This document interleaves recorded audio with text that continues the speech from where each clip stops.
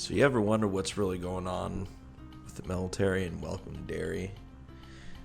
They're not just there because of the Cold War. They're hunting something, and it's way older than the Russians.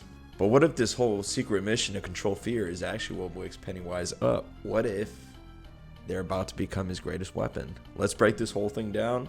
Or should I say, let's break this whole Operation Precept thing. Let's break this whole operation precept. Let's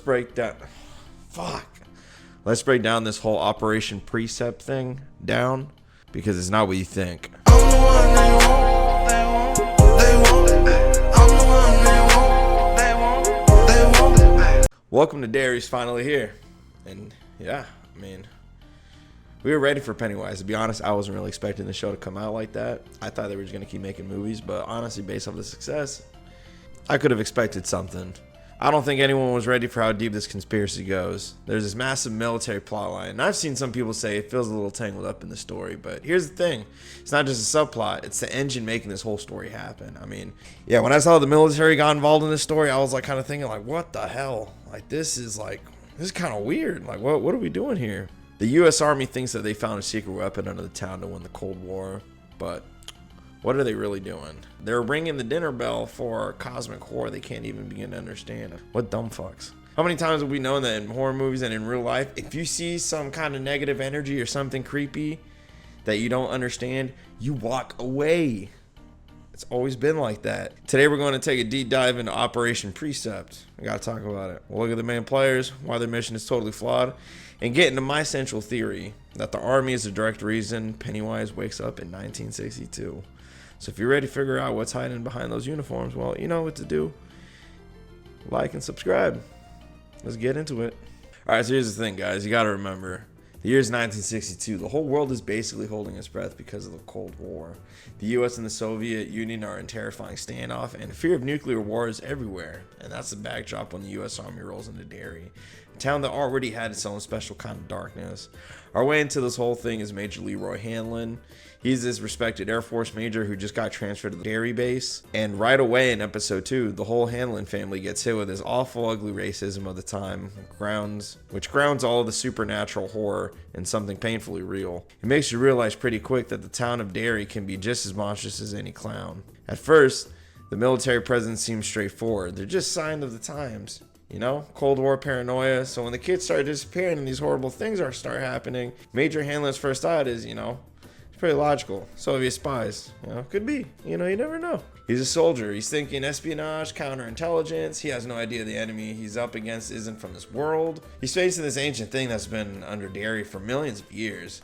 You got the local cops led by Chief Brown who are completely clueless and just want to blame someone instead of facing the truth. And you have the secret military unit digging holes all over town, and they're obviously not just there for national defense. This friction between the locals and the feds just creates more chaos and distrust, and it makes the whole town a perfect feeding ground for Pennywise. And these guys are fucked. This thing is eating everybody up. I didn't even think it was going to eat those kids like that, but my goodness, it did. So that sets the stage for us. A cursed town, and a military that's so blinded by Cold War anxiety that they're looking for Russians while a monster is watching them from the sewer. I mean, ain't that crazy? And in the middle of it is Major Hanlon, a good soldier trying to make sense of something that makes no sense. I mean, he's thinking what the hell's going on? About to get pulled into a mission way darker than he could ever imagine. I mean, this guy he's getting into some deep shit. Now let's talk about the real reason the army's in Derry, okay? The mission so secret is basically recontextualizing everything we know about Pennywise's cycles. It's called Operation Precept. And in the second episode, we get this chilling scene between Major Hanlon and his boss, General Shaw. And Shaw pulls the curtain back. He reveals that all the recent attacks weren't random, they were a test. Specifically a test for Hanlon. You see, during the Korean War, Hanlon got a severe brain injury that damaged his amygdala. That's the part of your brain that processes fear, so Leroy Hanlon is a man who literally cannot feel fear, which, if you think about it, is pretty crazy. So if you're hunting a creature that feeds on terror, that makes him the perfect soldier in the general's eyes. Maybe the only person who can get what they're looking for without losing his mind, because, don't want to be alone with that guy. And what are they looking for? Shaw explains that the Operation Precept is trying to find a weapon, a power buried under Derry that can kill a man with fear alone. He thinks that if he can harness his fear weapon, that he can use it as an ultimate deterrent against the Soviets. This dude wants to weaponize Pennywise, pretty much. I mean, he is trying to wipe out everyone with this thing. That is crazy. I mean, who would think of such a thing? How would you even find this? Of course, Shaw and his crew have no clue what they're dealing with. They see a strategic asset, not some cosmic entity from the macroverse. Their whole approach is tactical. They're looking for what they call beacons, and they aren't just random clues. They're objects that are soaked in psychic energy from its past feeding cycles. Think of them like psychic breadcrumbs leading back to the monster. You know what I'm saying?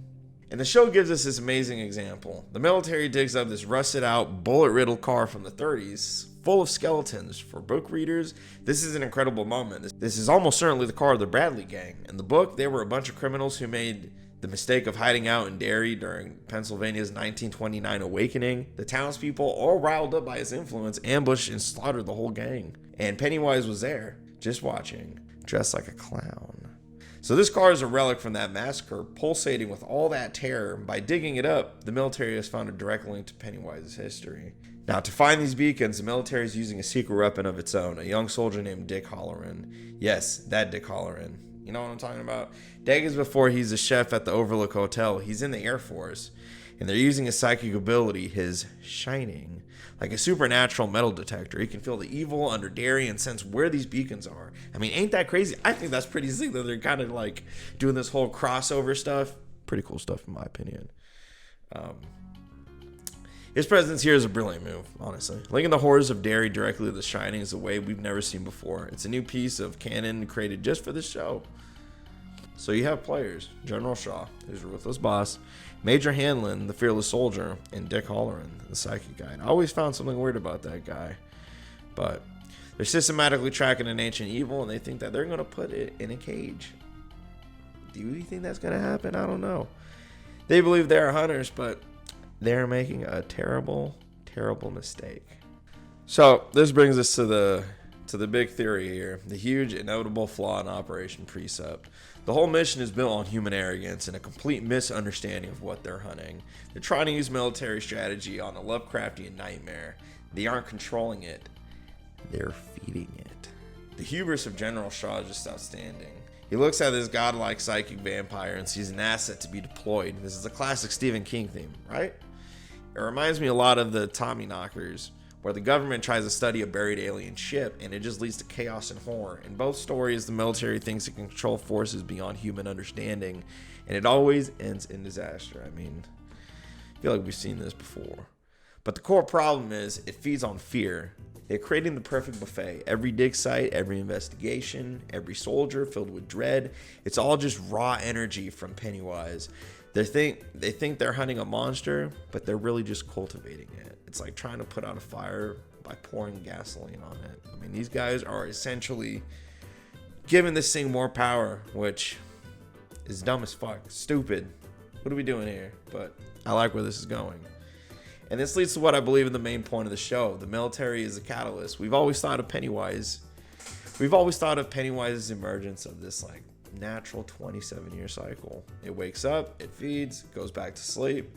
But Welcome to Derry seems to be suggesting that the cycle can be provoked. Operation Precept, with its aggressive digging for beacons, it isn't just observing the cycle, they're kickstarting it. Their interference is the alarm clock that wakes the monster. They think they're responding to the evil in Derry, but the show implies that the evil is growing because of what they're doing. This totally flips the whole story on its head. Now hear me out, just hear me out. This military isn't a side plot, it might be the direct cause of the main horror. General Shaw's ambition, Major Hanlon's weird condition, there are specific ingredients for this disaster. Hanlon's inability to feel fear, which means he can get close without being immediately destroyed, but that's not a strength, it's a vulnerability, because he doesn't have that instinctual terror telling him to run. He can walk right into the lion's den without even realizing the danger. He's the perfect key to unlock a door that should have stayed sealed forever. Ain't that crazy? Now, the whole operation is just a momentum to flawed human logic. I mean, it really is. They're trying to control an emotion, not a weapon system. And in doing so, you're not unearthing a weapon, they are waking up a god. The fallout from Operation Precept goes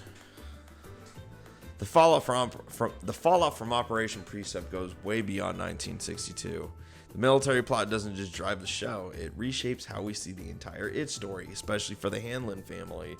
We know Major Leroy Hanlon is a grandfather of Mike Hanlon, the future loser who stays in Derry, And as his historian and watcher, that's not a coincidence, it's a legacy.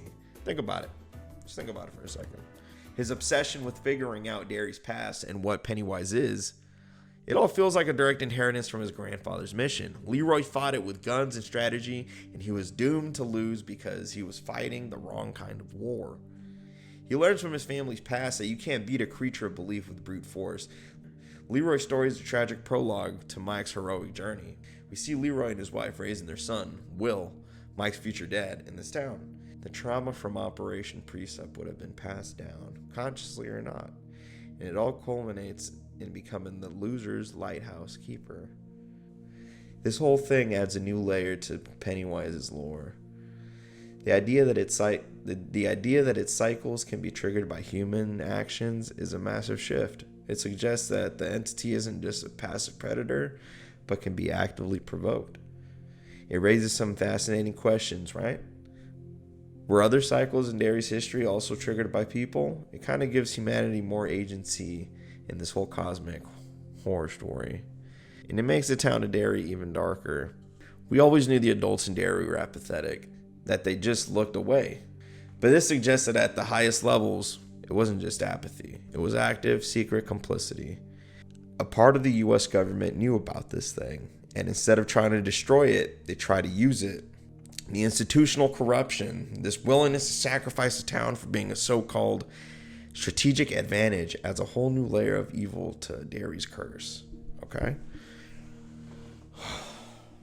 So when you break it all down, the military plot in Welcome to Derry isn't just some awkward addition. It feels like the secret heart of the story.